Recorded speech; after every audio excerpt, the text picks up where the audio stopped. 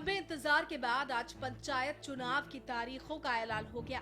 राज्य चुनाव आयुक्त राजीव शर्मा ने बताया कि पंचायत चुनाव 3 चरणों में होंगे। 3 फेज से अभिप्राय ये है कि प्रत्येक जिले में 3 चरण में ये चुनाव होंगे और इकट्ठे 21 के 21 जिलों में ये 3 चरण होंगे। 3 चरण यानी 10, 17 और 24 जनवरी को होंगे चुनाव। 23 दिसंबर 2015 से चुनाव के लिए नॉमिनेशन के दूसरे चरण के लिए 30 दिसंबर से नॉमिनेशन की प्रक्रिया शुरू होगी, जबकि तीसरे चरण के लिए 5 जनवरी से नॉमिनेशन किए जा सकेंगे। जिन उम्मीदवारों ने पहले नामांकन भरा हुआ है वो भी मान्य होगा। जिला परिषद, पंचायत समिति और पंचायत के लिए चुनाव होगा। इसमें 21 जिला परिषद, 125 पंचायत समिति, 6198 पंचायतों का फैसला होगा।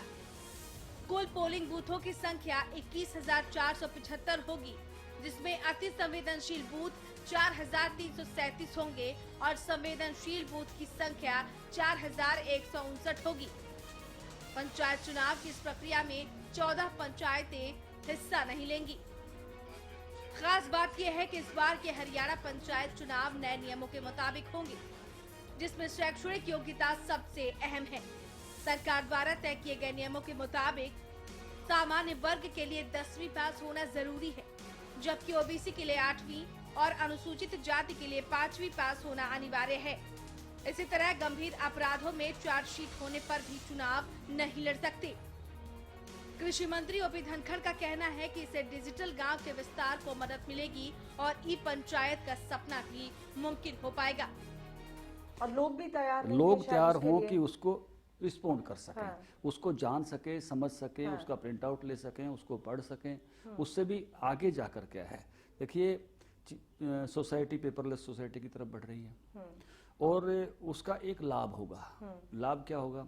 लाभ ये होगा कि जितनी भी गांव की मांगे हैं एक बार अगर अपलोड हो गई तो वो हमेशा अवेलेबल है। इस गांव ने क्या चाहा था, इस गांव में क्या क्या हो गया है, वो डाटा आपको हर समय अवेलेबल है।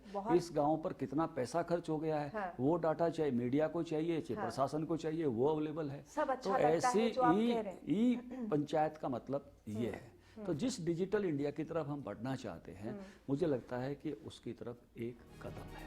ये बात सुनने में जितनी अच्छी लगती है, हकीकत में उससे काफी अलग मालूम पड़ती है। हाल ही में कई गांवों से ऐसी खबरें आई हैं, जहां कोई भी उम्मीदवार सरकार की इन शर्तों पर खरा नहीं उतर रहा है। फिरोजपुर झिरका की ग्राम पंचायत नीमखेड़ा में इस फैसले को लेकर काफी मायूसी है। गांव में कोई भी महिला इन शर्तों की योग्यता को पूरा नहीं करती। ऐसे में किसी पुरुष को ही चुनावी मैदान में उतरना होगा। जब से हमारी पंचायत बनी, जब से यहाँ बच्चे पढ़ने जाते हैं, लड़के भी जाते हैं, अब लड़का भी जाते हैं। अब उससे पहले कोई पढ़ा लिखा नहीं था। स्कूल भी आप लेकर आए थे? स्कूल भी हम लेकर आए थे। अब क्या कहें, हमारी क्या गलती है इनमें? जब हमारे गांव में हमारे जमाना में स्कूल नहीं थी, अब हम अपना अपन गलती बताएं, सरकार गलती बताएं इसमें। ये फर्क है जी, हम इसके खिलाफ नहीं है फैसले के। जो सबसे बड़ी समस्या हमारे गांव में है वो ये है कि हमारे गांव में पढ़े लिखे आदमी नहीं है, कि पूरी वार्ड खाली पड़ी है। चलो सरपंच तो मिल जाएगा, अगर पूरा गांव सहमत होकर सरपंच बना, फिर पंच नहीं मिलेंगे। पढ़ा लिखा ही लड़ेंगे तो हम पे जमीन है, जाते हैं, हमारा घर मकान ने छीन लो और हमारे के लिए कुछ भी मत दो, हमने घर से गाँव से बाहर निकाल दो। अब तो पढ़ा लिखा ही करेंगे, अनपढ़ तो कोई काम ही नहीं करता। हमने क्या बुरा करा इस गवर्नमेंट के संग? पढ़े लिखे तो है ना, हमारे जमाने में भाई स्कूल तो है ना ही। जब माँ बाप की गलती बताओ, सरकार गलती बताओ। इसी तरह नूह में कई गांव वाले अब पढ़ी लिखी बहू की तलाश में अभी से जुट गए हैं। हरियाणा न्यूज की टीम ने इस पर लोगों से बातचीत की है, जिसके कुछ अंश ऐसे हैं जो इस फैसले की रूपरेखा पर प्रश्न की लकीर खींचते दिखाई देते हैं। सरकार ने जो फैसला लिया है वो कैसा देखते हैं कि पढ़े लिखे लोग सरपंच बनेंगे, जो रिपोर्टर वो चुनाव नहीं लड़ेंगे? ये तो एक अच्छी शुरुआत है, होना चाहिए, पढ़ा लिखा होना चाहिए। यहाँ पर सरकार के फैसले का स्वागत किया जा रहा है। आप कैसे देखते हैं? अगर आपकी बात करें, आपके मुद्दे क्या रहेंगे? आप क्या सोच कर वोट डालेंगे कि जो उम्मीदवार आपको बिजली के वादा करेगा, पानी का वादा करेगा, आप किस उम्मीदवार को वोट देंगे? बिजली की होनी चाहिए और पानी भी होना चाहिए। दोनों चीज के बारे में कहना चाहता हूँ मैं। फिर अच्छा सरपंच हो जो सावधान करे। किस मुद्दे पर वोट डालेंगे? ऐसा युवा पढ़े लिखे होने चाहिए, और पढ़े लिखे होंगे तो विकास होगा गांव का। काफ़ी सबसे ज़्यादा मेन प्रॉब्लम पानी की, काफ़ी मतलब ये लगा लो 54 से वोटर हैं इसमें ऑलमोस्ट, और लगभग इसमें एक भी ऐसा वो नहीं है कम से कम भी 1 किलोमीटर दूर से पानी लाना पड़ता है। मैं युवाओं से जानना चाहूँ, युवाओं के क्या मुद्दे रहने वाले, युवा किन मुद्दे पर वोट डालेंगे, क्या मुद्दे रहेंगे? कुछ मुद्दे नहीं, ये मुद्दे हैं पढ़ा लिखा सरपंच होना चाहिए। भरत श्रीवास्तव के साथ ब्यूरो रिपोर्ट, हरियाणा न्यूज। नमस्कार, आप देख रहे हैं मुद्दा मेरे साथ। मुद्दा अहम है क्योंकि बात हम पंचायती चुनाव की कर रहे हैं। दिसंबर की इस ठंड में अब चुनाव का पारा इतना तेज होता दिखाई दे रहा है कि आपको दिसंबर की ठंड में भी गर्माहट महसूस होने लगी है। कुछ इस तरह से बदल रही हैं फिजाएं हरियाणा प्रदेश की। बहुत लंबे से लोग इंतजार कर रहे थे कि पंचायती चुनाव कब होंगे, बहुत तैयारियां भी हुई, कुछ मायूसी भी दिखाई दे रही है। भले ही चुनाव आ गए हैं, चुनाव का ऐलान हो गया है, लेकिन वो लोग जो अब इस चुनाव के पूरे सिस्टम से अपने आप को दूर महसूस कर रहे हैं, ठगा सा महसूस कर रहे हैं, उन्हें शायद इस बात का दुख भी है कि अब वो इसका हिस्सा नहीं है। तो दोनों पहलुओं पर चर्चा करेंगे, समझने की कोशिश करेंगे। पंचायती चुनाव का बिगुल बज चुका है, अब नई पढ़ी लिखी छोटी सरकार से कितना बदलाव होगा। मेरे साथ कुछ खास मेहमान हैं। प्रोफेसर अनंत राम है, पॉलिटिकल एनालिस्ट है, आपका स्वागत है। खजांजी है कांग्रेस से, और अरविंद है इनेलो से। बीजेपी से भी मेहमान हमारे साथ जल्दी जुड़ेंगे, फिलहाल वो फोन पर हैं। अनंत राम जी, अलग अलग तरह की जो बातें हैं वो देखने को मिल रही हैं, जिस तरह से हमने रिपोर्ट में भी दिखाया। आज चुनावी बिगुल बज चुका है, पारा भी अब चुनाव का जो है सियासी वो तेज हो जाएगा, लेकिन उन लोगों का क्या जो थोड़े से मायूस महसूस कर रहे हैं। ठीक है, पढ़े लिखे लोग होने चाहिए, लेकिन मैं उन गांव की बात करने वाली हूं जहां पर हमने एक गांव आपको दिखाया जहां पर हमेशा से महिला सरपंच रही हैं, लेकिन क्या इस बार किसी महिला को वहां पर मौका नहीं मिलेगा सिर्फ इसलिए क्योंकि वो पढ़ी लिखी नहीं? देखिए, एक गांव यही नहीं है, ऐसी अनेक पंचायतें आपको मिलेंगी मैडम कि जहां वंचित रह जाएंगे। कोई भी मान लीजिए महिला के लिए सरपंच का पद मान लीजिए वो है रिजर्व, हाँ। और वहां महिला कोई पढ़ी लिखी नहीं है, हाँ। आप भी अभी दिखा रहे थे, गांव की कहानी नहीं है ये, हाँ। अनेक ऐसे गांव आएंगे जहां पढ़ा लिखा खासतौर पर दलित वर्ग से मान लीजिए रिजर्व है, या हाँ। एससी के लिए रिजर्व है मान लीजिए, या महिला के लिए रिजर्व है, उनमें से वो पढ़ा लिखा मिलेगा नहीं, हाँ। तो एक बहुत बड़ा भाग जनसंख्या का अपने जनप्रतिनिधि चुनने से वंचित हो जाएगा, जो कि प्रजातंत्र की मूल भावना के विरुद्ध है। क्यों? मूल भावना यह है कि सबका प्रतिनिधित्व होना चाहिए, हाँ। इससे जुड़ी एक बात और भी है कि ये जो 6 महीने सरकार ने देरी की और जो अपना संवैधानिक उत्तरदायित्व निभाने में कोताही बरती, मैं कहूँगा कि जो 25 जुलाई को पूरा हो जाना चाहिए था, लेकिन अब वो देर से इनको अकल आई। ये जो कंडीशन, हम इसका विरोध नहीं करते, लेकिन हम कहते हैं ये इसकी टाइमिंग गलत है, टाइमिंग गलत हुआ और उससे 6 महीने लेट हो गया एक बार। लेकिन सबसे इम्पोर्टेंट बात खजांची ये है, चुनाव हो रहे हैं, बहुत अच्छी बात है, पढ़े लिखे लोग आने चाहिए, बहुत अच्छी बात है, उससे उसका विरोध नहीं कर रहे, लेकिन ऐसे लोगों का क्या जहां पर अब उन्हें मौका ही नहीं मिलेगा? जैसे उस गांव की हम स्टोरी दिखा रहे, खबर दिखा रहे हैं, कई अनेक गांव में है, और ये एक गांव नहीं, ऐसे और भी कई गांव हैं जो सामने आ जाएंगे। पर मैं एक नाम कहना चाहूंगा, दलित, महिला और पिछड़ा वर्ग, उनमें से पढ़ाई का रेशो बहुत कम। देखिए नवजोत जी, ऐसा है, ये डॉक्टर भीमराव अंबेडकर जी ने जो संविधान बनाया और हमारे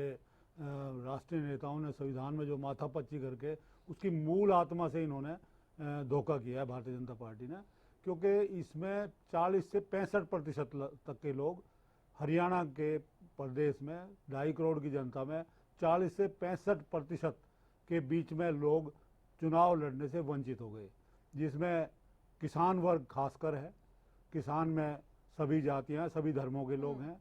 अल्पसंख्यक वर्ग में और ज़्यादा नुकसान है, उनको ज़्यादा कम मौका मिलेगा चुनाव लड़ने का, महिलाओं को और कम मौका मिलेगा लड़ने का, और इसी तरह से अनुसूचित जाति और पिछड़ी जातियां, उनके साथ भी ये बहुत बड़ा धोखा है। अब वहाँ अब इनके MP राजकुमार सैनी जो बैकवर्ड की बात करते थे चुप है, और इनके बड़े बड़े नेता जो अनुसूचित जाति पिछड़ी जातियों के लिए, अल्पसंख्यक वर्ग के लिए लड़ाई लड़ते रहे, वो सब चुप हैं, क्योंकि ये सीधा सीधा ऐसे लोगों को जो जागरूक हैं और जो पढ़े लिखों के लिए तो पहले ही मौके खुले हैं, उनके लिए कोई रुकावट नहीं थी। उनके मुकाबले में अगर अनपढ़ को गांव के लोग तजर्बे के हिसाब से, बुद्धिमानी के हिसाब से अगर उसको तरजीह देते थे तो वो गांव की पूरी ग्राम सभा का निर्णय होता था, उनका जनादेश होता था। नवजोत जी, सरपंच का जो ये चुनाव है, पंचायत का चुनाव, ये सिर्फ एक चुनाव नहीं होता, बल्कि हमारे हरियाणा जैसे प्रदेश में ये सामाजिक ताने बाने से भी जुड़ा हुआ है। क्योंकि जब सरपंच जी का चुनाव होता है और सरपंच को चुनना होता है तो लोग ये देखते हैं कि कौन सामाजिक व्यक्ति है, किसका जो चरित्र है, जो चाल चलन है, व्यवहार है, वो अच्छा है, इस बेस पर वो चुनाव होता है। परंतु अगर कंडीशन अगर लगा दी जाएंगी पढ़े लिखे होने की, मान लीजिए गांव में सिर्फ एक ही व्यक्ति है जो 10वीं पास है और मजबूरी में उसी को चुनना पड़ेगा, चाहे उसका व्यवहार अच्छा हो या ना हो, चाहे वो सामाजिक रूप से लोगों के बीच में आता जाता हो या ना हो, चाहे उसका राजनीति से या सामाजिक कामों से कोई लेना देना हो या ना हो, मजबूरन वो बनेगा। तो किस तरह का आगे जो उनका जो भविष्य होगा उस गांव का या उस गांव के रहने वाले लोगों का, वो बड़ा एक असमंजस की स्थिति है। तो ये मैं हैरान हूँ ओपी धनखड़ की इस बात से, जिन्होंने मुझे भी कही कि हम डिजिटल इंडिया की तरफ बढ़ रहे हैं, हम ई गवर्नेंस की तरफ बढ़ रहे हैं, बहुत अच्छी बात है, हमें बढ़ना भी चाहिए। लेकिन ऐसे में उन गांव में क्या होगा जहां पर कोई भी पढ़ा लिखा नहीं है, लेकिन उसके बावजूद वहां सरपंच थे, काम अच्छा चल रहा था, उन्होंने स्कूल भी शुरू करवाया, अब बच्चे पढ़ रहे हैं, तो ऐसे में वहां पर क्या? देखिए, मैं एक बात और कहना चाहूँगा कि ये आवश्यक नहीं है कि पढ़ा लिखा व्यक्ति शाना होगा, वही जिम्मेवारी समझता। अनेक ऐसे उदाहरण इतिहास में भी, रणजीत सिंह अनपढ़ थे नहीं, लेकिन हम इसके खिलाफ भी नहीं, खिलाफ नहीं है, पढ़ा लिखे के खिलाफ कोई भी नहीं है, आज के युग में नहीं सकते। नवजोत जी, आज के युग में पढ़ा लिखा होना जरूरी है, परंतु सरकार को ये नियम लागू करने से पहले ये सोचना चाहिए था कि क्यों ना हम पढ़ा लिखा बनाएं अपने जो इस हरियाणा प्रदेश के युवाओं को या लोगों को, और एक टाइम दें ताकि जो इस कंडीशंस में नहीं आ रहे हैं वो उन्हें मौका मिले। 5 साल का टाइम मिलता और उनके परिवारों में वो अपने परिवार में ऐसे लोगों को तैयार कर पाते जो पढ़े लिख जाते और इस कंडीशन को फुलफिल करते, ताकि जिन लोगों की इच्छा है और जो सामाजिक रूप से लोगों के बीच में आते जाते हैं, उनकी समस्याओं को सुलझाते हैं, उन लोगों को मौका दिया जा सकता है। वीरेंद्र चौहान हमारे साथ जुड़े, उनसे बात करेंगे। वीरेंद्र चौहान जी, नमस्कार। जी नमस्कार। आपका इंतजार है स्टूडियो में, आप तब तक आपसे हम बात कर रहे हैं फोन पर। ये जो बिगुल बज चुका है पंचायती चुनाव की डेट्स डिक्लेयर हो चुकी हैं, लेकिन ऐसे में चलिए बहुत अच्छी बात है, कुछ लोग बहुत खुश हैं कि पढ़ी लिखी छोटी सरकार होगी, लेकिन उनका क्या वीरेंद्र चौहान, जहां पर ऐसे कैंडिडेट नहीं मिल पा रहे हैं या फिर मुश्किलें आ रही हैं, वहां पर क्या होगा? देखिए नवजोत, एक तो जिस तरह का चित्रण प्रतिपक्ष के लोग खास तौर पे कर रहे हैं कि आधी आबादी वंचित हो गई, और अभी तो खजान सिंह जी तो 65% पर चले गए उस आंकड़े को लेकर के, कपोल काल्पनिक बातें हो रही हैं। मैं आपको बताता हूं कि जो इन्होंने कहा, अभी एक तो पैनलिस्ट यहाँ तक कह गए कि मान लीजिए गांव में एक ही 10वीं पास मिलेगा। हरियाणा के गांवों की ऐसी स्थिति नहीं है कि पूरे ही गांव में एक ही व्यक्ति 10वीं पास हो। लेकिन अभी जो हम खबर दिखा रहे हैं वीरेंद्र चौहान, जहां पर हमेशा से महिला सरपंच बनी है, वहां पर कोई महिला उस कंडीशन को पूरा ही नहीं कर रही है, तो ऐसे नवजोत जी, एक तो हमेशा कोई ऐसा गांव नहीं हो सकता कि हमेशा उसमें महिला सरपंच हो, ऐसा गांव मेरे ख्याल से संभव नहीं है। चौहान साहब, ऐसे दर्जनों गांव हैं जहां एक भी 10वीं पास नहीं है। सुन तो लीजिए जी, दर्जनों गांव, मान लीजिए मैं आपकी बात को मानता हूं ऐसे हैं भी, तो क्या हजारों गांवों को आप आगे बढ़ने से रोकेंगे उसके लिए? एक दूसरी बात ये है कि अभी कांग्रेस के प्रवक्ता कह रहे थे कि इतने लोग वंचित हो गए और डॉक्टर अंबेडकर की संविधान की भावना के साथ खिलवाड़ हो गई। इसके दो उत्तर हैं। एक तो क्या खजान सिंह जी और उनकी पार्टी भारत के सर्वोच्च न्यायालय से ज्यादा संविधान की बड़ी रक्षक है? भारत के संविधान की रक्षा की सबसे बड़ी जिम्मेदारी न्यायपालिका की है। ये प्रश्न न्यायपालिका के सामने गया। सुनिए खजान सिंह जी, मैंने आपको सुना पूरा, मुझे मेरी बात कहने दीजिए। संविधान सुन तो लीजिए, मुझे पूरा कहने दीजिए खजान सिंह जी। संविधान की भावना के खिलाफ अगर होता तो माननीय सर्वोच्च न्यायालय सारी चीजों का मूल्यांकन करके इस निर्णय को सही नहीं ठहराता। चौहान साहब, हम कानून की बात नहीं कर रहे हैं, माननीय सुप्रीम कोर्ट का सम्मान हम आपसे ज्यादा करते हैं। हमारा जो सवाल है वो व्यवहारिकता पर है। व्यवहारिक रूप से ये बिल्कुल ठीक नहीं है जो आज हमारे इस हरियाणा प्रदेश में हो रहा है। कानून का हम भी सम्मान करते हैं। कोर्ट के सामने जो फैक्ट एक तरफा पेश किए, प्रैक्टिकली ये बड़ा मुश्किल है। नहीं हुआ, आपने ये नहीं बताई किसी गांव में 40% अनपढ़ है, किसी गांव में 50 को तो उत्तर देना पड़ेगा हरियाणा की जनता को। अगर हरियाणा में इनके हिसाब से अभी भी 65% लोग अनपढ़ हैं, इनके हिसाब से 10वीं पास नहीं है, इनके आंकड़े गलत हैं, फिर भी अगर ये 65% का आंकड़ा है तो खजान सिंह जी, डॉक्टर अंबेडकर की भावनाओं के साथ तो खिलवाड़ आपने किया, संविधान के साथ तो खिलवाड़ आपने किया। राज आपका चोरी पढ़ाया लोगों को, ये गांव के गांव आप अभी उनको गड्ढे में रखना चाहते हो, बोलने लग आप रहे उनको हैं, पीछे की तरफ लोगों को खींचना चाहते आपने हो। वंचित कर दिया। ये प्रतिगामी सोच समाप्त करनी पड़ेगी। हमारा देश परमेश्वर का देश है। ये जो पीछे भगवान श्री राम, भगवान श्री कृष्ण को आप भूल गए हैं। उन्होंने पंच परमेश्वर की पत्ती ग्राम पंचायतों परमेश्वर का अर्थ ये नहीं है कि लोगों को अनपढ़ रखो। ये नीमखेड़ा गांव फिरोजपुर झिड़का नीमखेड़ा गांव है जहां की मैं आपसे बात कर रही हूं वीरेंद्र चौहान। नीमखेड़ा गांव है फिरोजपुर झिड़का में, जहां पर हमेशा से ही महिला सरपंच रही है, लेकिन हमने वहां के सभी महिलाओं से बात की। उनका कहना है कि अब यहाँ कोई महिला सरपंच नहीं होगी क्योंकि हम उस कंडीशन को फुलफिल नहीं करते। तो क्या हम गांव से बाहर निकल जाएं? एक छोटी सी बात पूछना चाहता हूँ, अगर उस गांव में सरपंच का पद महिला के लिए आरक्षित नहीं है तो क्या केवल इसलिए कि महिला सरपंच पहले बनती रही थी, अब की बार भी उनको ही बनना चाहिए? ऐसा तो कोई आवश्यक नहीं है, पुरुष भी चुन सकते हैं। नहीं, वहाँ पर 4 वार्ड ऐसे हैं जो महिलाओं के लिए रिजर्व्ड हैं, इसीलिए बात कर रहे हैं।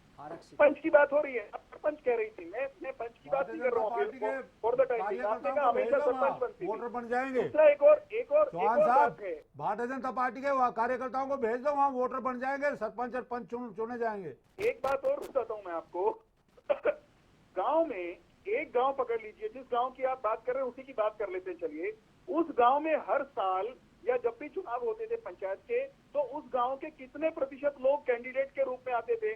तो आपको पता चलेगा कि 5 कैंडिडेट सर्वसम्मति से बनाते थे गांव के लोग। चौहान साहब सर्वसम्मति से बनाते थे विदाउट एनी इलेक्शन। चौहान साहब, अगर आपका डिसीजन, चौहान साहब अगर आपको भरोसा है कि आपका डिसीजन बिल्कुल ठीक है और जनता आपके साथ है, तो आप सिंबल पर चुनाव लड़ लीजिए ना। नहीं वीरेंद्र चौहान, तो क्या सरकार ने पूरा एक सर्वे नहीं करवाया था इन सब चीजों से पहले? क्या एक सर्वे नहीं होना चाहिए था कि जो रिजर्व कैटेगरीज है वहां पर इन पैरामीटर्स को लागू करने के लिए कैंडिडेट्स हैं या नहीं है? नवजोत जी, हाँ, सर्वे ना सर्वे, पानी उससे बहुत आगे बह गया। माननीय सर्वोच्च न्यायालय ने इस बात को स्वीकार किया। अरे वीरेंद्र चौहान, ठीक है, आप बात क्यों नहीं समझ रहे हैं? सरकार ने अपनी बात रखी, सुप्रीम कोर्ट ने अपना फैसला दे दिया। सुप्रीम कोर्ट के फैसले को तो कोई ना नुक्कड़ या सवाल कर ही नहीं रहा है, लेकिन जो जमीनी हकीकत है, can you deny the fact? आज अगर वहाँ महिला जो रिजर्व कैटेगरी है वहाँ पर अगर किसी महिला को मौका नहीं मिल रहा है तो क्या ये उसके साथ अन्याय नहीं है? धरातल की बात भी अब वो महिला अगर आज तक नहीं पढ़ पाई थी तो क्या अब वो अनक्वालिफाइड हो गई just because she is not educated? उसमें समझ नहीं है। ये बिल्कुल व्यवहारिक उस पर भी तो सोचिए आप, व्यवहारिक स्तर पर। गाँवों के लिए आप शेष पूरे प्रदेश को पीछे धकेलना पसंद करेंगे? आप उलट बात कर रहे हैं। संवैधानिक संकट चौहान साहब, कई गांव हैं ऐसे, दर्जनों गांव हैं, 20-30 गांव मिलेंगे। आपने पूरी तरह से इसकी स्टडी नहीं करवाई पहले? अब कौन गांव किस तरीके से प्रभावित होंगे? स्टडी तो हमने ये मामला सर्वोच्च न्यायालय में गया, ये सारे प्रश्न वहाँ पर गाँव में संवैधानिक संकट होगा, वहाँ क्या करोगे आप? बताओ, वहाँ उसके लिए आपने क्या रणनीति वो बढ़ाया? क्या उनके लिए प्लान बनाई है? अल्टरनेटिव क्या अल्टरनेटिव है? जिस गांव में पढ़े लिखे नहीं है, आपकी क्वालिफिकेशन को फुलफिल नहीं करते, उनके लिए आप बताओ क्या फैसला सरकार लेगी? आप इस बात को क्यों नहीं समझ रहे कि हम प्रदेश को आगे की तरफ ले जाना चाहते हैं? आप प्रदेश को कहाँ ले गए? आगे 1-1.5 साल में तो आपने प्रदेश को 10 साल पीछे धकेल दिया। आप प्रदेश को आगे ले जाने की बात करते हो, बेड़ा गर्क कर दिया आपने प्रदेश का। भाई अगर चौहान साहब, प्रदेश का बेड़ा गर्क कर दिया। टाइमिंग की भी बात है, टाइमिंग 7 महीने से आपने लोकतंत्र की प्रथम इकाई का गला घोट कर रखा, पंचायतों को मार कर रखा, पंचायत आपने बनने नहीं दी। 6-7 महीने का टाइम आपने, 6-7 महीने। वीरेंद्र चौहान जी, 6,500 गाँव का वीरेंद्र विकास चौहान जी, बाधित करके प्रदेश रखा। के विकास की बात मत कीजिए। आज 1 साल से ज्यादा हो गया आपको हरियाणा प्रदेश में पंचायत के चुनाव नहीं हो पाए। आप फरीदाबाद जैसे कितने शहरों में जहां नगर निगम और निकाय के चुनाव थे वो नहीं करा पाए। इसके अलावा गेस्ट टीचर्स और कितने और भी शिक्षा से जुड़े हुए टीचर्स को आपने रोडों पर ला दिया और स्कूलों की हालत खराब कर दी। आप जब से हरियाणा प्रदेश में आपकी सरकार बनी है, आप एक स्थिर सरकार भी हरियाणा प्रदेश को नहीं दे पाए। आप कहां विकास की बात करते हैं? आप विकास जैसा शब्द आपको सूट नहीं करता। आप अगर इतना ही कॉन्फिडेंस है, मैं दावे के साथ कह सकता हूं, एक प्रसिद्ध चैनल के मंच पर बैठकर आपसे बात कर रहा हूं कि मैं दावे के साथ आपसे कह रहा हूं कि अगर आपको पूरा भरोसा है कि आपका ये डिसीजन बिल्कुल ठीक है तो आप आ जाइए ना मैदान में, आप चुनाव लड़के देखिए ना सिंबल पर, आपको पता चल जाएगा अपनी हकीकत। जनता का रुझान आपको पता चल जाएगा। जनता का रुझान नहीं है चौहान साहब, गुस्सा, आक्रोश है, आक्रोश। हरियाणा की जनता में इतना भारी आक्रोश है, 40 से लेकर 65% तक। आपको जवाब देंगे वो चुनाव। वीरेंद्र जी जवाब दीजिए। जी, मैं प्रश्न अगर ये दोहरा दे तो और आसान हो जाएगा मेरे लिए। चौहान साहब, मैं ये कह रहा हूं अगर आपको इतना भरोसा है आपकी अपनी नीतियों पर, अपनी सोच पर, तो आप क्यों ना चुनाव को सिंबल पर लड़कर देख लीजिए हरियाणा प्रदेश में। हम तैयार हैं सिंबल पर लड़ने के लिए, आ जाइए, पता चल जाएगा कि जनता का रुझान किस ओर है। ये अगर और मगर जो है ना, ये आप भारतीय जनता पार्टी के लिए आपकी पार्टी तय नहीं करेगी। हम आपकी पार्टी की नीति हम तय नहीं कर रहे हैं, हम तय नहीं कर रहे हैं। हम जो आप दावा कर रहे हैं ना, विकास का एक झूठा मॉडल आप पेश कर रहे हैं, मैं उसकी पोल खोलने की बात कर रहा हूँ। आप आइए ना मैदान में, आपको पता चल जाएगा ना कि जनता किसके साथ है। लोकप्रियता का इतना दम्भ है तो आपको कोई नहीं रोकता चुनाव सिंबल पे लड़ने से। लड़ लीजिए अपनी औकात। आप आइए ना। हमको क्यों विवश करते हो? नहीं, आप आइए ना, आपको भी तो पता चल जाएगा ना। दिल्ली और बिहार का रिजल्ट आया, अब हरियाणा में भी तो पता चलेगा। आपकी नीतियों की सच्चाई जनता के सामने आएगी। आइए ना, लड़के देखिए। चौहान साहब, गुजरात में लड़ा था आपने। चौहान साहब, आप सिंबल पर लड़ लीजिए, जमानत नहीं बचा पाएंगे आपके कैंडिडेट। चौहान साहब, और तालुका पंचायतों में जिला आज ये हालत है, आपका झंडा लगाकर भी कोई चुनाव नहीं लड़ना चाह रहा पंचायत का। लड़ा था आपने चुनाव, आपको पता ये वाला एक बड़ा इंटरेस्टिंग सवाल है कि सभी जो राजनीतिक दल है पंचायत चुनाव में इतना ज्यादा इंटरेस्ट लेते हैं। राजनीति इसमें सबसे ज्यादा होती है। सिंबल पर चुनाव लड़ने की एक दूसरे को चैलेंज कर रहे हैं, लेकिन लड़ना कोई नहीं चाहता इनमें से। ये पोस्टरिंग है सिर्फ। अनंत राम जी, हाँ, मैं ये कह रहा हूँ, ये राजनीतिक दल पोस्टरिंग करते हैं, आ जाइए, या हम नहीं लड़ना चाहते या आप लड़ना चाहते हैं, आई दफा होता है, लेकिन कभी सिंबल पर इलेक्शन नहीं लड़ा जाता। कारपोरेशन में जरूर लड़ा जाता है। इंटरेस्ट क्यों है फिर इतना? इंटरेस्ट क्यों है? पोस्टरिंग है, पोस्टरिंग मैं कह रहा हूँ। इंटरेस्ट के पीछे के कारण बताइए। राजनीति कारण ये है, नहीं, कारण ये है कि दूसरे को उसको उकसाया जाए ताकि वो आ जाए और उस हालत में इनको ये लगता है कि इनकी लोकप्रियता का ग्राफ अचानक बढ़ गया है, तो ये जरा साबित कर दें। कौन रोकता है इनको?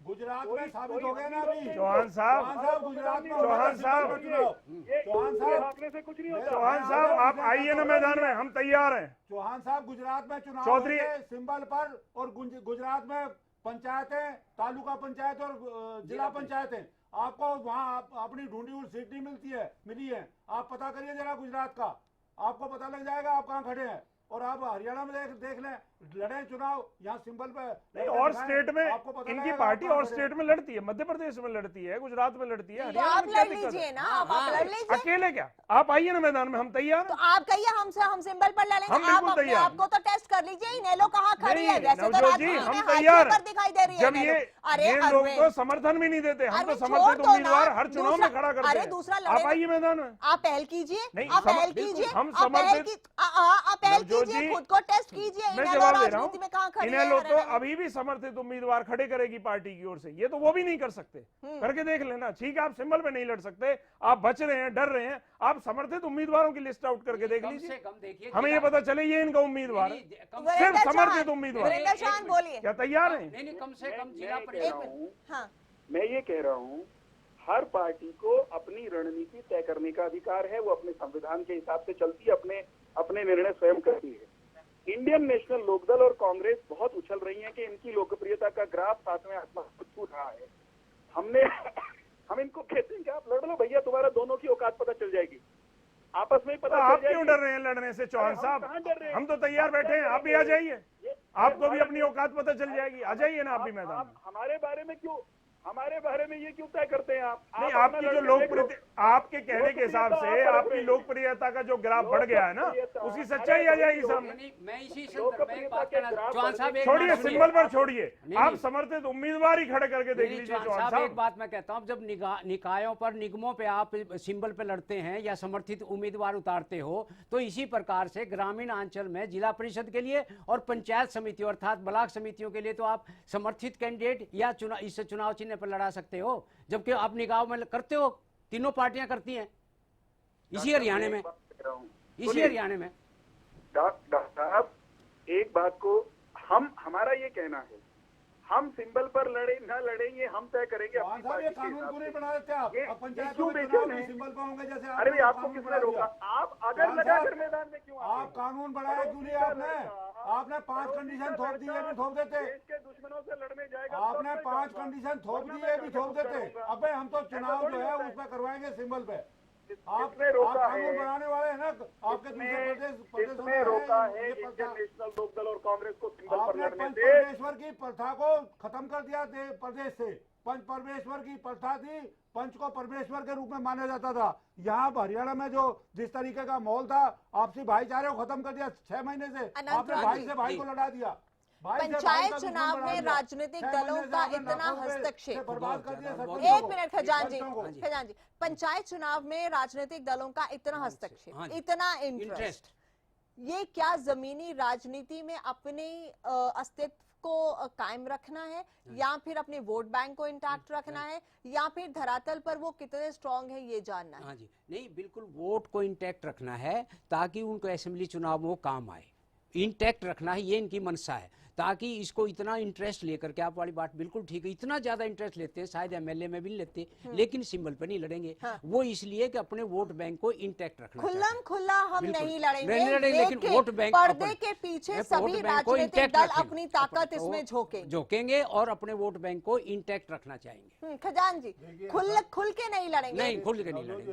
हाँ, कांग्रेस ने पंच परमेश्वर की प्रथा को अपना रखा था शुरू से ही। आज तक कांग्रेस ने कभी सिंबल पर चुनाव पंचायतों के नहीं करवाए। पंचायतों का आपसी भाईचारा, पंचायतों में जो लोगों में समझदारी होती है, जो पंचायतों में लोग पंच परमेश्वर के रूप में पंचों को समझते हैं। राजनीति वाली बात मत कीजिए, कई कार्यकर्ता होते हैं नवजोत जी, कई कई कार्यकर्ता होते हैं हमारे, कई कार्यकर्ता सरपंच का पंच का चुनाव लड़ते हैं। तो सीधी बात बोलो ना। लेकिन वहाँ मदद नहीं करते हैं, वहाँ ओपन छोड़ देते हैं गांव के भाईचारे में, जैसे गांव के कहीं कुछ ओपन नहीं होता राजनीतिक दलों का। देखिए, उनके लिए आपके नेता आते हैं, हर पार्टी के नेता आते हैं यही समर्थन करने के लिए, बिल्कुल खुले आते हैं। बिल्कुल नहीं आते हैं, क्योंकि कई कार्यकर्ता होते हैं पार्टी के, कई कार्यकर्ता क्या कहते हैं, इसलिए ओपन छोड़ दिया जाता है।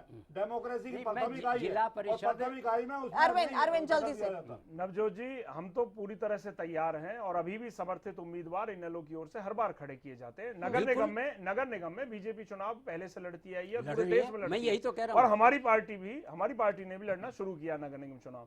हम तो ये कहते हैं, जब आप नगर निगम लड़ सकते हैं, आप और प्रदेशों में पंचायत के जो चुनाव हैं, जिला परिषद, वो भी लड़ते हैं, पंचायत समिति भी लड़ते हैं। ये मध्य प्रदेश में, गुजरात में, लेकिन हरियाणा में क्यों नहीं लड़ना चाहते? ये क्यों घबराहट है इनके मन में? और ठीक है, आप सिंबल में नहीं लड़ना चाहते, आप उसे राजनीतिक अखाड़ा नहीं बनाना चाहते, तो समर्थित उम्मीदवार घोषित कर दीजिए। आप समर्थित उम्मीदवार घोषित कर दीजिए अपनी पार्टी के, ये हमारी पार्टी के समर्थित उम्मीदवार हैं। ऐसी क्या घबराहट है, ऐसी क्यों इनकी मजबूरी है कि ये उससे भी पीछे हट रहे हैं? एक और तो कहते हैं हमारी लोकप्रियता बढ़ती जा रही है, दूसरी तरफ ये भाग रहे हैं। आप आइए ना मैदान में, आपको सच्चाई पता चल जाएगी कि इन 1 साल में आपने कितना अच्छे और कितने बुरे काम आपने इस हरियाणा प्रदेश में किए। ये क्यों भाग रहे हैं? वीरेंद्र चौहान, क्या कहना चाहेंगे कुछ आप?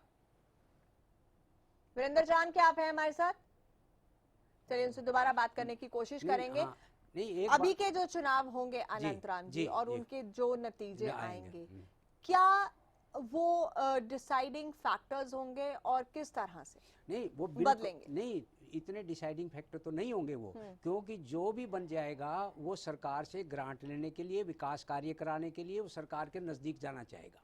ये सच्चाई है, चाहे वो किसी का समर्थित हो, लेकिन जो ही वो सरपंच या जिला परिषद का चेयरमैन या ब्लॉक समिति का चेयरमैन बनेगा तो निश्चित रूप से वो सरकार के नज़दीक जाएगा और वो उनसे ग्रांट और विकास कार्यों में उनकी सहायता लेना चाहेगा। लेकिन ये भी एक सच्चाई है, आपने एक बड़ा अच्छा प्रश्न किया इस बीच में, कि जब इतना जोश है, इतना सब कुछ है, इतना इंटरेस्ट लेते हैं, तो क्या कारण है, क्यों नहीं इसके लिए आते? तो सच्चाई है, जो आपने इसका उत्तर भी दे दिया बीच में, कि वो अपने वोट बैंक को तो इंटैक्ट रखना चाहते हैं, लेकिन वो उस हार जीत का मुकाबला करने के लिए तैयार नहीं जो उनके ऊपर थोपी जाए अगर वो खुले में आ जाए तो। लेकिन मैं आपको कह रहा हूँ, आपने ये जो दूसरा प्रश्न ये भी उड़ा था कि जब वो चुने जाएंगे, चाहे किसी पार्टी से समर्थित हो चाहे वो, तो उनका क्या रुख रहेगा? उनका रुख ये रहेगा कि वो सरकार से मैक्सिमम ग्रांट विकास कार्य कराएंगे और सत्ता पक्ष के नजदीक रहने चाहेंगे। They would like to be the right side of the. लेकिन वहां के लिए क्या तैयार है एक कोई रोल मॉडल जहां पे अब रिजर्व्ड ऐसी सीट्स हैं, लेकिन वहां पर अगर कोई कैंडिडेट नहीं मिल रहा है, उसके लिए कुछ क्लियर डायरेक्शंस अभी दिखाई नहीं देने चाहिए। ये भी आपने बड़ी अच्छी बात की। ऐसे लूप होल हैं अभी इसमें, इस चुनाव में, कि ऐसी जगह जहां जो महिला के लिए सुरक्षित, और खास पर 3 वर्गों का भी उल्लेख किया, एक तो अल्पसंख्यक, एक दलित वर्ग, एक महिला, वहाँ ये बड़ी संभावना है। क्या वहाँ रिजर्व सीट तोड़ी जाएगी? नहीं, और वो फिर क्या खाली रह जाएगी? फिर उस गांव का क्या होगा? ऐसे अनबुझे पर्सन अब भी हैं, आखिर उनका क्या होगा जहाँ कोई भी नहीं इनकी शर्त को पूरा करता। नवजोत जी, हरियाणा प्रदेश में जो सफेद मक्खी की वजह से कपास की फसल बर्बाद हुई और उसका काफी दिन से विरोध प्रदर्शन चल रहा है, आवाजें उठाई गई, उस पर सरकार ने कहा कि हम गिरदावरी करके मुआवजा देंगे। गिरदावरी की जो रिपोर्ट है वो सरकार ने नहीं दी और ना ही कोई मुआवजा दिया गया किसानों को। इस बीच में आज पंचायतों की घोषणा कर दी गई, पंचायत चुनाव की। अब इस पूरे प्रोसेस को पूरा होने में तकरीबन 1.5 महीना लगेगा। आचार संहिता लगेगी, 27 तो तक है। ये मुआवजा नहीं दिया गया, लग चुकी वो तो 4 बजे ये मुआवजा नहीं दिया गया, ये 1.5 महीना और खिंच गया। तो जो मुआवजा देना था किसानों को, उसको देना चाहिए था। यही कमियां इस सरकार की रही हैं, जिस वजह से गांव के देहात का जो आदमी है वो उसका मन इस सरकार से पूरी तरह से हट चुका है, और ये आज सरकार को भी पता है, इसीलिए भाग रहे हैं चुनावों से। बहुत दिन इन्होंने खींचा। कितने डिसाइडिंग होंगे इस बार के हरियाणा के पंचायती चुनाव, क्योंकि एक पढ़ी लिखी छोटी सरकार अब बनकर आएगी, लेकिन जो कमियां या फिर जो लूप होल्स दिख रहे हैं। देखिए, जो सपना हमारे जिन लोगों ने पंचायती सिस्टम को चालू किया था, जिन पंच परमेश्वर की जो परंपरा चालू की थी, भगवान श्री राम, भगवान श्री कृष्ण, राजा हर्षवर्धन, प्लीज सर सुनो, प्लीज सुनो तो सही। 1958 में सुनिए सर, पहले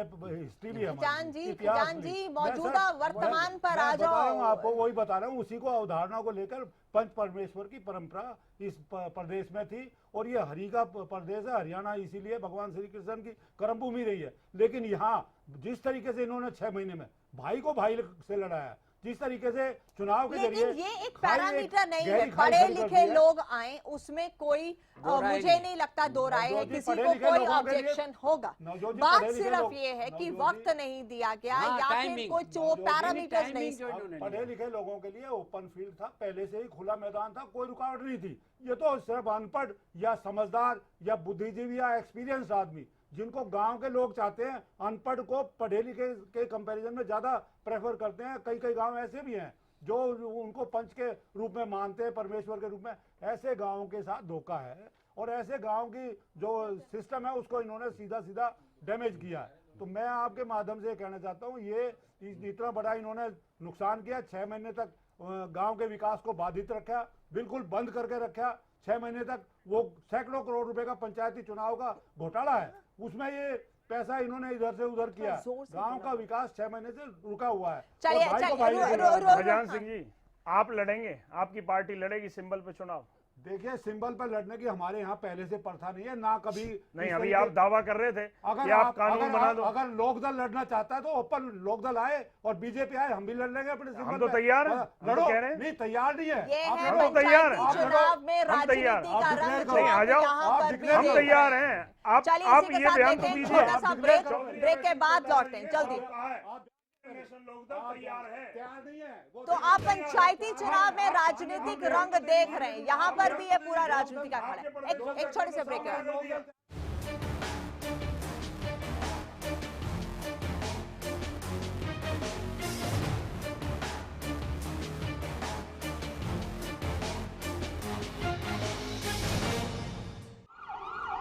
35 साल के अनुभवी डॉक्टर द्वारा इंजेक्शन थेरेपी और क्षार सूत्र द्वारा 35,000 बवासीर व भगंदर के रोगियों का स्थायी इलाज। 5-6 साल से मैं खूनी बवासीर से बहुत परेशान था। कभी खून बंद हो जाता, कभी फिर शुरू हो जाता, और पिछले 1 हफ्ते से तो पिचकारी की तरह खून जा रहा था। बहुत परेशान हुआ, बहुत इलाज कराया, कुछ नहीं हुआ। फिर मेरे एक दोस्त ने, जिसने यहाँ से इलाज कराया था, मुझे यहाँ का पता दिया। मैं डॉक्टर साहब से मिला, डॉक्टर साहब ने मेरा इंजेक्शन से इलाज शुरू किया, और देखिए दूसरे दिन ही मेरा खून बंद, और आज मैं बिल्कुल ठीक। मैंने स्वामी सत्यानंद हॉस्पिटल से सास ससुर द्वारा इलाज करवाया, आज मैं बिल्कुल ठीक हूँ। गुदा में जलन, खून आना, दर्द होना, खुजली होना, बवासीर हो सकती है, बार बार पस निकलना, मस्से होना, भगंदर हो सकती है, लापरवाही से हो सकता है खतरनाक परिणाम। आज ही मिले doctor Mahendra Singh, Swami Satyanand hospital, 178 sector 7A, near sector 7-10 Chowk, Faridabad. Phone 221-6400 और 989-11-23092। कल सुन ओए मेरे यारा, एक्सीएल हम सबका प्यारा, एक्सीएल का हर एक वार गुल्ली डंडे पर सबसे असरदार। एक्सीएल है अव्वल, गुल्ली डंडे का ये सबसे बेहतर। चल मैं निकल रहा हूँ। ओके। और ये तेरे लिए। ये किस खुशी में? एक तो आज तेरा मैच है, और अरोरा अंकल के घर में भी तो। बाय। आपकी जरूरतों को वही समझते हैं जिनके लिए स्पेशल हैं आप, जिनसे dish TV only for you 9905 पर आज ही कॉल करें और पाएं ऑफर्स जो है खास आपके लिए, क्योंकि स्पेशल है आप। हरियाणा फ्रेश शुद्ध घी का नाम बड़ा, शुद्धता की कसौटी पर खरा, घर के घी जैसा स्वाद मन भाए, जो भी खाए तंदुरुस्ती पाए। हरियाणा फ्रेश एगबाग शुद्ध घी, स्वाद घर के घी जैसा। हरियाणा फ्रेश शुद्ध घी। सरकारी नौकरी मिलती नहीं या आप लेते नहीं, बेरोजगार रहने के 2 कारण हैं। या तो आप कोशिश नहीं कर रहे या आपकी दिशा गलत है। सरकारी नौकरी कैसे पाई जा सकती है? देखिए हमारा खास कार्यक्रम कैसे पाएं सरकारी नौकरी, हर रोज दोपहर 2:30 बजे।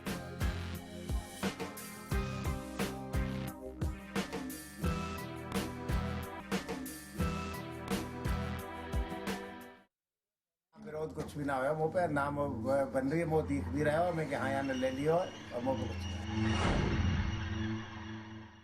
जय गोगा जी हेयर ऑयल, गंजेपन में दोबारा बाल उगाएं, बालों का झड़ना रोकें। मेरा नाम अजय कुमार है, मैं गुड़गांव का रहने वाला हूँ। मैं झड़ते बालों से बहुत परेशान था। तकरीबन 1 महीने से गोगा जी का हेयर ऑयल इस्तेमाल कर रहा हूँ, मैं काफी खुश हूँ। बालों को लंबा और घना करें तो अपनाएं जय गोगा जी हेयर ऑयल। कल सुन ओए मेरे यारा, एक्सीएल हम सबका प्यारा, एक्सीएल का हर एक वार गुल्ली डंडे पर सबसे असरदार। एक्सीएल है अव्वल, गुल्ली डंडे का ये सबसे बेहतर। जल्दी से मुझे टोटल दे दो। ऐसे क्यों देख रहे हो भैया? इस बार तो मेरा टोटल में टोटल। मतलब पिछली बार मैंने केवल 1 पैकेट टोटल इस्तेमाल किया था, लेकिन इस बार पूरे खेत में टोटल। अच्छा, तो इस बार मेरा भी टोटल में टोटल। लेकिन आपने तो टोटल नहीं कुछ और ही डाला था। हाँ, पर आपका खेत तो देखा था, इसलिए इस बार मेरा भी टोटल में टोटल। ओहो, फिर तो मेरा भी टोटल में टोटल।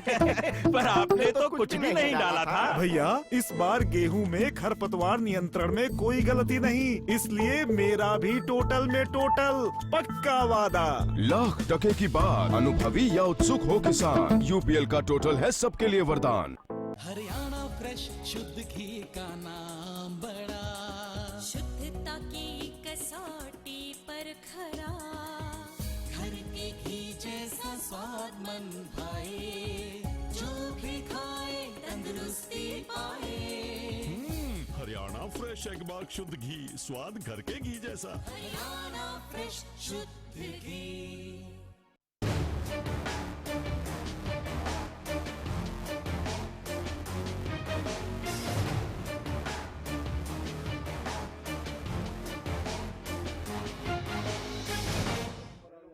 चलिए, आप देख रहे हैं मुद्दा मेरे साथ। कुछ लोग ऐसे भी हैं जो ये कहने के लिए मजबूर हैं कि काश हम भी चुनाव लड़ पाते।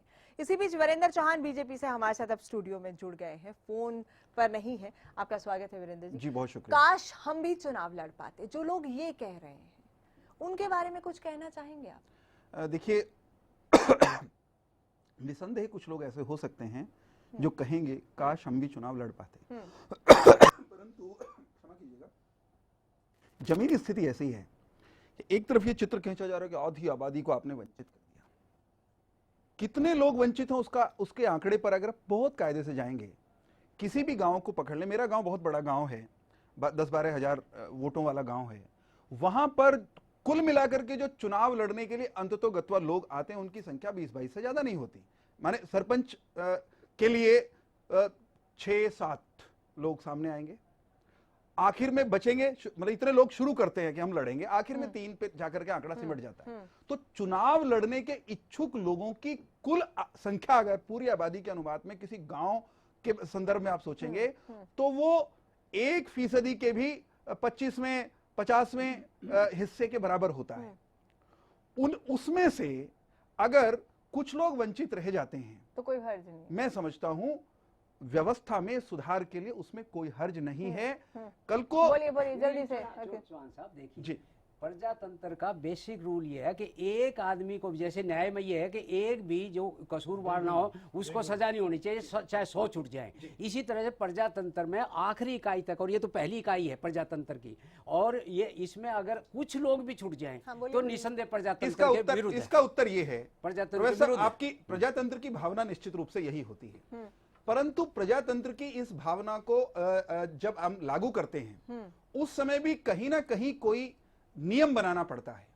मसलन उदाहरण के तौर पर 18 साल का नौजवान वो मत का प्रयोग करने के लिए आज अधिकारी है आज के नियमों के अनुसार, परंतु 18 साल का नौजवान ये कहने लग जाए कि देखिए साहब, आपके इसी संविधान ने मुझे अधिकार दिया कि मैं चुन सकता हूं, मैं सरपंच भी चुनता हूं, मैं सांसद भी चुनता हूं, लेकिन मुझे सांसद भी आज ही चुनने का अवसर दीजिए। नहीं, एक व्यवस्था बनाई नियम के अनुसार। एक सेकंड, ये मुझे कंप्लीट करने दीजिए मेरी बात। नियमों के अनुसार संविधान के तहत एक व्यवस्था बनाई, इतनी आयु का व्यक्ति ही सांसद बन सकता है, इतनी आयु का व्यक्ति भारत का राष्ट्रपति बन सकता है।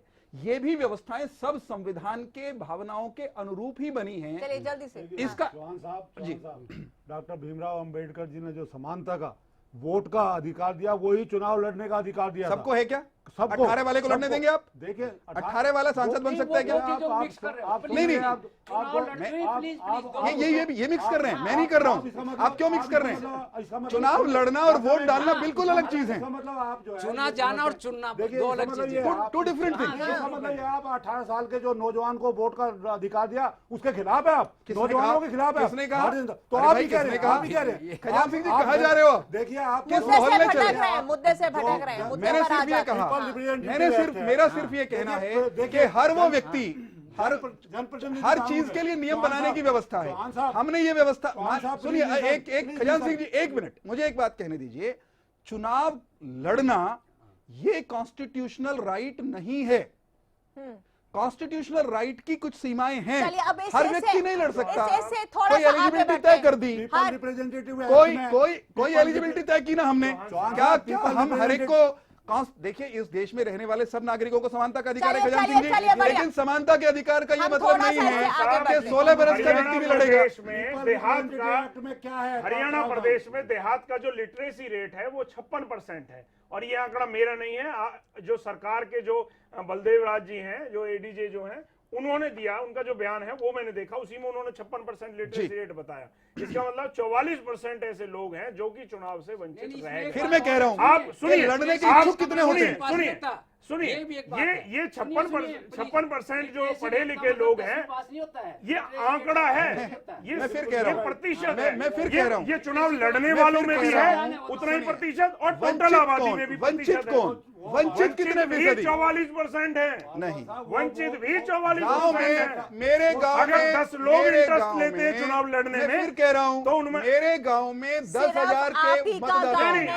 मैं सब गांव में कह रहा हूं, मैं उदाहरण दे रहा हूं, मैं आपके गांव की बात कर लेता हूं, मैं इनके गांव की बात कर लेता हूं। इनके गांव में चुनाव कुल आबादी या कुल मतदाताओं में चुनाव लड़ने के लिए हर साल साहब, आगे हम आने कोई वाले और बात लोगों की कह रहे हैं, संख्या आप कुछ कितनी और कह रहे है? हैं। हम कैसे कह रहे वंचित हो गए भाई? 44% लोग इस चुनाव से वंचित हो गए। परसेंट वो वोट डालेंगे, बात कर रहे हैं। वो वोट डालेंगे। सुनिए, कैसे कह दिया आपने वंचित हो गए? अगर वो चुनाव प्रक्रिया का भिन्न अंग है। लोग चुनाव लड़ना चाहते हैं तो उनमें से 4 या 5 लोग ऐसे हो गए आपको भ्रम है, चुनाव नहीं लड़ पा रहे। आपको भ्रम है इस बात ये का, है आपको इस बात का भ्रम है। भ्रम कैसे? चुनाव की प्रक्रिया में वो सब हिस्सा लेंगे, सब वोट डालेंगे, वोट देने की नहीं, और जो मैं वंचित चुनाव लड़ने की बात कर रहा हूं। चौहान साहब, चुनाव लड़ने की बात कर रहा और हूं। चुनाव लड़ने के प्रश्न को लेकर देश का सर्वोच्च न्यायालय माथापच्ची कर बात वो चुका है है। ही नहीं है। वहां पर अब आंकड़े क्यों दिए लोग गए वोट करवा हैं। जाते हैं? आंकड़े देने वाले एक आप मिनट। लोग थे। ये सभी राजनीतिक दल हाँ। इतना इंटरेस्ट पंचायत हाथ चुनाव में में ले लेते रहे हैं, फिर कहते हैं कि हम तो इंटरफेयर नहीं नहीं करेंगे, करते। लेकिन राजनीतिक दलों का पूरा इंटरफेरेंस पंचायत चुनाव में रहता है। बिल्कुल है एक बात, और ये इसलिए है क्योंकि अपने वोट बैंक को आगे के लिए इंटैक्ट रखना चाहते क्या कुछ कहना चाहेंगे? मुझे एक दूसरे मुद्दे पर सभी जाना है राजनीतिक बहुत मैं सिर्फ जल्दी। ये कहना है हाँ।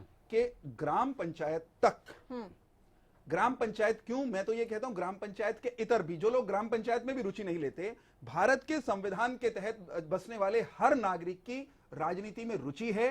राजनीतिक दल तो इसी काम में है, उनका तो कारोबार ही है, उनका तो कार्य ये है। चलिए आप मानते हैं राजनीतिक दलों का कारोबार है ये, निश्चित रूप आप से। मानते हैं। चलिए राजनीतिक बहुत दल बढ़िया। राजनीतिक दल दलों का इसी काम कारोबार। में है। नवजोत जी, हम भी राजनीतिक किसी दलों गांव का से जुड़े हुए हैं, हम भी किसी न राजनीतिक किसी दल गांव की इसी काम में पंचायत है से कि जुड़े नहीं? हुए हैं, हम भी राजनीतिक वोटर हैं, दल राजनीति तो में हमारा है कि नहीं? इंटरेस्ट क्यों ना जरूर रुचि होगा हो? इसमें। क्यों ना रुचि हो राजनीतिक दलों की? गांव का विकास हमें भी प्रभावित करता है। ये पहली बार बड़े एक आश्चर्यजनक बात चौहान साहब ने कही है कि हमारा कारोबार है। हाँ। ये तो अब बहुत ही एक शब्द को पकड़ के असली बात से, बहुत एक शब्द को पकड़कर, एक शब्द को पकड़ के, नो नवजोत जी जो मैं कह रहा हूँ, मैं जो कह रहा हूँ, अगर आप नहीं समझ इस समाज सेवा को कारोबार मत बनाइए। राजनीतिक दलों का कारोबार। सुन तो लीजिए, एक मेरे शब्द को पकड़ के उस पे लटकना चाहते हैं, लटक लीजिए, आनंद आ रहा है तो आपको। परंतु अरे बावड़ा वाली बात कर रहे हो। हमारे तो गांव देहात में ये गांव देहात में ये कहावत भी है कि भाजपा तो कारोबारियों की ही पार्टी है, और वो बात आज आपके मुंह से सच साबित हो गई। मैं ये कह रहा हूँ,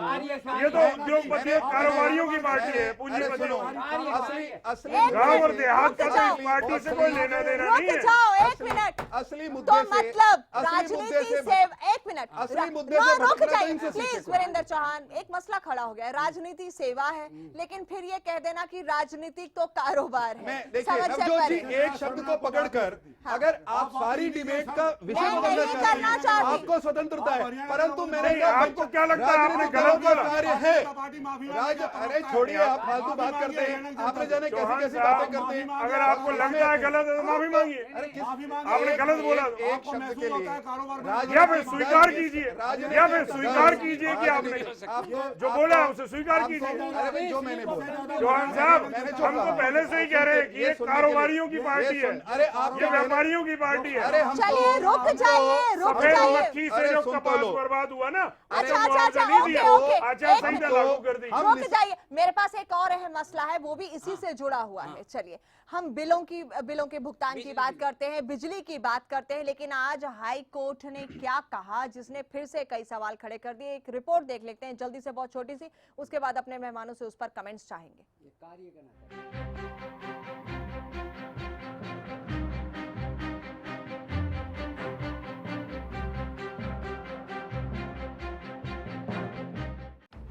बिजली बिलों में बढ़ोतरी के मामले में आज पंजाब हरियाणा हाई कोर्ट की डबल बेंच ने सुनवाई की। हाई कोर्ट ने इस मामले में सरकार से तीखे सवाल पूछे और जमकर फटकार लगाई।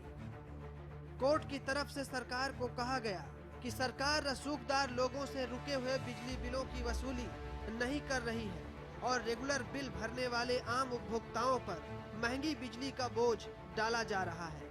पहले सरकार रसूखदार लोगों से वसूली करे और बाद में इसे दूसरे लोगों से जोड़ा जाए। जज साहब ने उनको कड़ी फटकार लगाई है। इधर से आप कोर्ट केसेस में इंटरेस्ट नहीं ले रहे, उधर से आप कॉमन मैन को उसके ऊपर बर्डन डाल रहे हैं, और जो लॉ ब्रेकिंग पर्सन्स है, जो मतलब बिल नहीं भर रहे, जो डिफॉल्टर है, उनको आप शेल्टर कर रहे हो अपनी वोट बैंक की सेविंग के लिए, और कॉमन मैन को जो रेगुलर बिल पे कर रहा है उनके ऊपर आप उनका खून निचोड़ने के लिए आपका ज्यादा इंटरेस्ट दिख रहा है, बजाय कि आप बिजली के बिल के जो ड्यू है उनको रिकवर करने के लिए। कोर्ट की ये टिप्पणी कई सवाल खड़े करती है। सवाल ये कि क्या वाकई में वसूली के मापदंड सरकार के लिए अलग अलग हैं, जो कई वर्गों में बटे हुए हैं। ऐसा इसलिए क्योंकि ये आरोप काफी समय से लग रहे हैं कि बड़ी बड़ी कंपनियों और रसूखदार लोगों पर बिजली बिल के बकाया को लेकर सरकार मेहरबान है। आंकड़ों के आईने से हकीकत के मायनों को समझें तो 18 लाख बिजली कनेक्शन में से केवल 3 लाख लोग ही रेगुलर बिजली का बिल भरते हैं। ये जानकारी हरियाणा बिजली वितरण निगम ने नोटिस के जवाब में कोर्ट को दी है। इस जानकारी में यह भी खुलासा हुआ है कि जो 3 लाख लोग रेगुलर बिल भर रहे हैं वो आम उपभोक्ताओं में से ही हैं। फिर सवाल है कि बोर्ड के घाटे का बोझ आम लोगों पर ही क्यों डाला जा रहा है। भरत श्रीवास्तव के साथ ब्यूरो रिपोर्ट, हरियाणा न्यूज। जी हाँ, बिल्कुल। हाई कोर्ट की इस फटकार ने कई तरह के सवाल जरूर खड़े कर दिए हैं। क्विक रिएक्शन फटाफट, क्योंकि ये बड़ा मुद्दा था। निश्चित रूप से अनेक बड़े निकाय, अनेक इन्फ्लुएंस पर्सन, उनके करोड़ों में बिल हैं, लाखों में तो कईयों के हैं। हाँ। ये गवर्नमेंट का आंकड़ा है, हमारा नहीं है। और उन्होंने पेश भी किया है। उन्होंने खुद माना केवल 3 लाख ही लोग 15 लाख में से 3 लाख 18 लाख में 3 लाख भर रहे हैं, और उनका बोझ उन पर डाल रहा है जो रेगुलर बिल भर रहे हैं। तो निश्चित रूप से एक ऐसी स्थिति है जिसको सरकार को फटकार लगाई जानी आवश्यक थी, और अब सरकार को जागना चाहिए। और वो जो ओवरड्यू बने हुए हैं उनकी कलेक्शन नहीं हो रही है। वीरेंद्र चौहान, उनकी रिकवरी करनी चाहिए। एक बात को समझना पड़ेगा। आपने जो प्रश्न जहां से शुरू किया कि रसूखदारों के ही केवल बिल पेंडिंग है, निसंदेह जैसे प्रोफेसर साहब कह रहे हैं बहुत सारे ऐसे उपभोक्ता हो सकते हैं, उनकी संख्या ठीक ठाक हो सकती है, जो रसूखदार माने जो संपन्न हैं और उन्होंने बिल नहीं भरे। लेकिन 18 लाख में से अगर 3 लाख उपभोक्ता केवल बिल भर रहे हैं, तो आप ये भी तय मानिए कि 17 लाख, 17.5 लाख या उससे भी अधिक, या जो 15 में से जो कम रह गए, 14 लाख, 14.5 लाख, 15 लाख लोग, वो आम उपभोक्ता ही हैं इस प्रदेश के जो अपने बिल नहीं भर रहे। और मुट्ठी भर रसूखदार है, उनसे भी वसूली होनी चाहिए।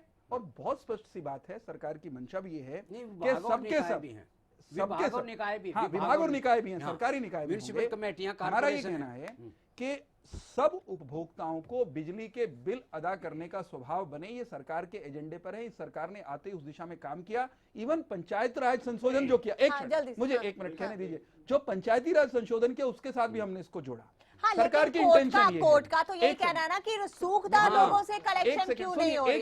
आप पंचायती चुनाव में आपने जो क्लॉज रखा वो आम इंसान के लिए, वो आम मेरे सामने, हमारे सामने, मैं 1 सेकंड के लिए मैं कह दूं, मैं आपके प्रश्न का उत्तर भी दूंगा। सबसे बड़ी चुनौती नवजोत जी ये है कि प्रदेश के एक बड़े हिस्से में साधारण उपभोक्ता भी बिजली का बिल बरसों से नहीं भर रहे, और उनकी आदत बिगाड़ने वाले इंडियन नेशनल लोकदल से शुरू होकर के ये 10 साल के राज वाले भाई लोग हैं। इन्होंने लोगों को जो आदत बिगाड़ी, आज उनको बिल भरने के लिए मनाने का मुश्किल हो रहा है। चौहान साहब, बहुत बड़ा संकट खड़ा हो गया। जगमग योजना लेकर के आए लोग, उसको स्वीकार करने के लिए तैयार नहीं हो रहे। 23 तारीख से आज तक लगातार इनेलो पार्टी पंचकुला में धरना दे रही है। वहां बिल न भरने की आदत किसने वो बनाई? मैं बताता हूं, उसका भी जवाब दूंगा। वहां धरना दे रही है, यही बात कह रही है जो आज माननीय हाई कोर्ट ने कही है। पर आज आपको माननीय हाई कोर्ट की बात पर भी ऑब्जेक्शन है, उस पर भी आप सहमत नहीं है। हाई कोर्ट से सहमत होने का सवाल ही नहीं पैदा होता। सुनिए, अब आप बात करते हैं कि बिल ना भरने की जो आदत, जब इंडियन नेशनल लोकदल ने तो सिर्फ बिलों के नहीं, कर्जे भी माफ किए थे किसानों के, करोड़ों के। वो क्यों किए थे? क्योंकि ये वो लोग थे जो बाढ़ और सूखे से पीड़ित लोग थे।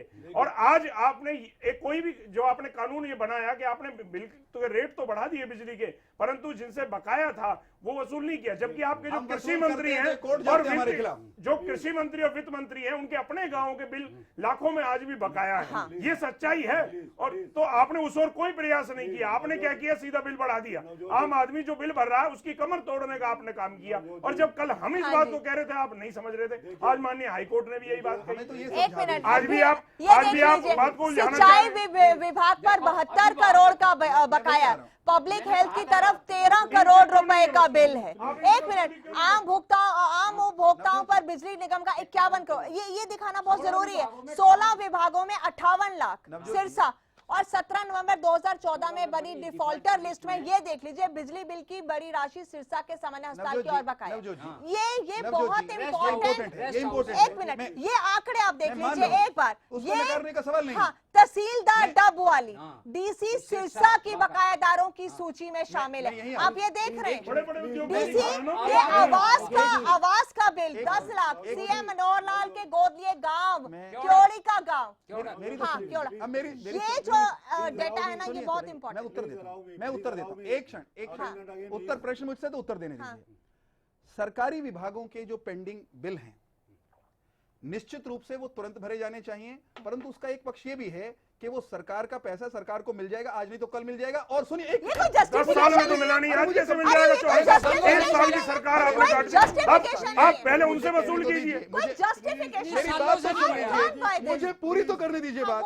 मैंने पहले कहा ये भरे जाने चाहिए, परंतु चाहिए नहीं, भरे क्यों नहीं है? अरे सुन तो लीजिए, मैं ये कह रहा हूं ये 75 करोड़ रुपए अगर बैलेंस किसी एक विभाग का हो गया, ये 10 साल वालों को जवाब दे रहा होगा, हम तो वसूल कर रहे हैं साहब।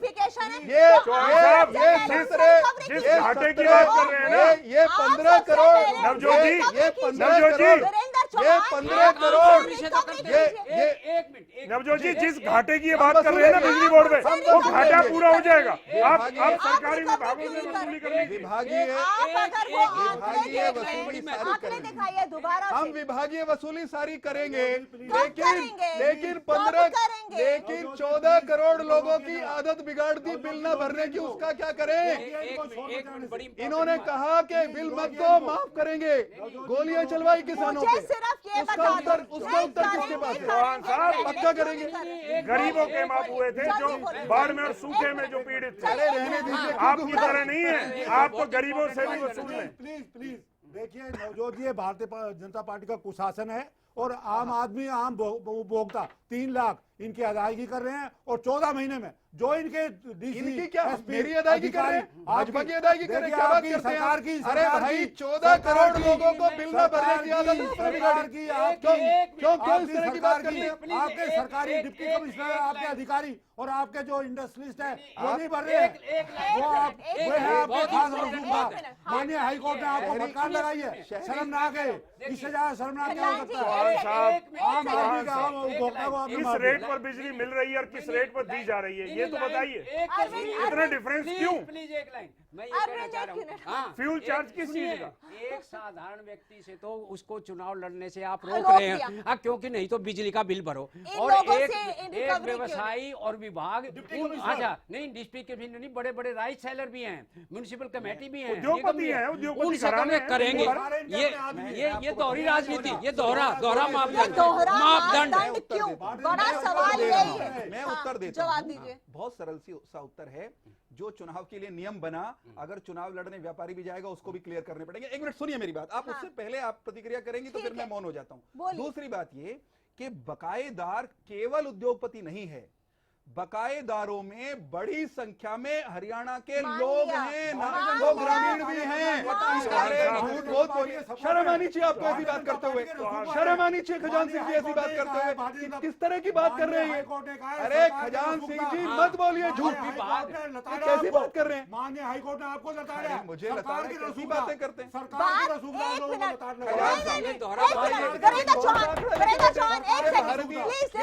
मुझे इनसे बात पूछ लीजिए। मुझे सिर्फ ये बता दो, आम इंसान का गला पकड़ना है क्या? बाकियों को रिलीफ देना? किसी को रिलीफ नहीं। तो फिर इनसे रिकवरी क्यों नहीं? इनसे रिकवरी क्यों नहीं? सवा साल हो गया। सवा साल हो गया। नवजोत जी मैं एक बात बताता हूँ, मैं बता रहा हूँ, इन्होंने पंचायत में कानून बनाया कि कोई भी सरकारी बैंक का कर्जा बकाया नहीं होगा। चौधरी वीरेंद्र सिंह जो कैबिनेट स्तर के मंत्री हैं, उनके ऊपर आज भी विधानसभा का कर्जा है, वो क्यों नहीं वसूला गया? क्यों? जो पंचायत का चुनाव लड़ेगा उससे आप कर्जा वसूलेंगे। मैं बिल पर आ रहा हूँ, इनको मौन करिए। मैं ये कह रहा हूँ, बड़े लोगों के लिए अलग कानून है, छोटे लोगों के लिए अलग कानून। जल्दी से जो वसूली का सवाल है, ये सरकार बनने के बाद नवजोत जी तय मानिए सबसे वसूली की प्रक्रिया शुरू 15 लाख लोगों से। अरे सुन तो लो यार, अरे सुन लो, आप तो उलझुल बातें करते हैं। ये कहते हैं भाजपा के कार्यकर्ताओं के बिल बाकी हैं और इनके सबने भर दिए। अजीबोगरीब बात करते हैं स्टूडियो में बैठ के, बेतुकी बातें। हम सबसे वसूली करेंगे साहब, सबसे वसूली कर रहे हैं, प्रोसेस शुरू कर दी, प्रक्रिया जारी है, प्रक्रिया जारी है, प्रक्रिया जारी है। 10 साल नहीं किया इन्होंने, हमसे 1.25 साल में पूछ रहे हैं। मैं कह रहा हूँ हम कर रहे हैं, हम कर रहे हैं, हम कर रहे हैं, हम करेंगे, हम कर रहे हैं। नहीं नहीं, किसने कहा? हम कर रहे हैं ना। हमने कब कहा? क्या हमने रोक रखी है? नवजोत जी, क्या हमने वसूली रोक रखी है? नवजोत जी, वसूली नहीं रुकी है, वसूली कर रहे हैं हम लगातार। अरे सुन तो लो, आप तो इतनी बेतुकी बात करते हो, इतनी बेतुकी। अरे हाईकोर्ट ने मेरे बिल के बारे में हाईकोर्ट ने कहा है, भाजपा के बिल के बारे में कहा, कैसी बातें करते हैं?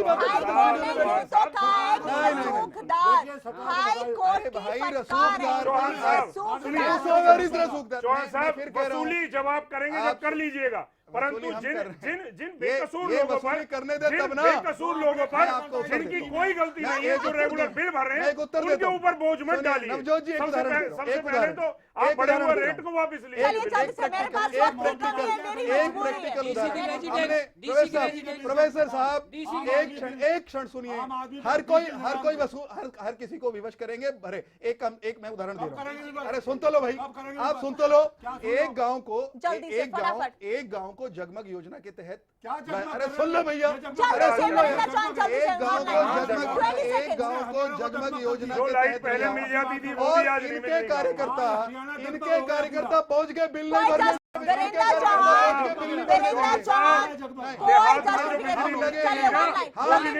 बिजली की स्थिति सुधारने में लगे हैं, सुधारेंगे। आपने कहा 18 घंटे बिजली देंगे, 24 हम भरेंगे, 6 घंटे बिल हम भरेंगे।